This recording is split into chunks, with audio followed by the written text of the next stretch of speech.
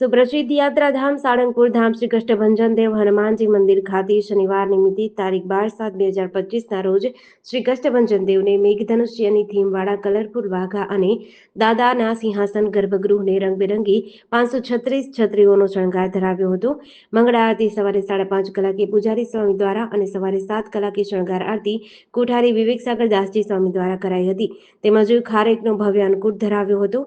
આજે હનુમાનજીને કરાયેલા શણગાર વિશે પૂજારી સ્વામીએ જણાવ્યું કે આજે અષાઢ મહિનાના શનિવાર નિમિત્તે શ્રી કષ્ટભંજન દેવ હનુમાનજીને મેઘધનુષ્યની થીમવાળા વાઘા પહેરાવ્યા છે.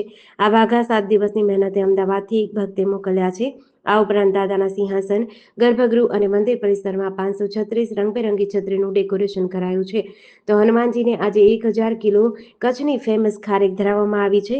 આ ખારેક ભક્તોને પ્રસાદમાં આપવામાં આવશે. હજારો ભક્તોએ દર્શનનો લાભ લઈ ધન્યતા અનુભવી હતી.